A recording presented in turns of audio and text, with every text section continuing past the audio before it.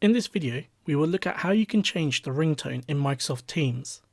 Let's see how. To change the default ringtone in Microsoft Teams, you will need to click on your profile and then click Settings.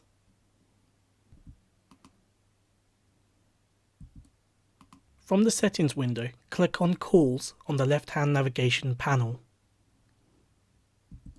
You will notice under the ringtone section there is a drop-down menu which you can click on to change the default to 15 other preset ringtones.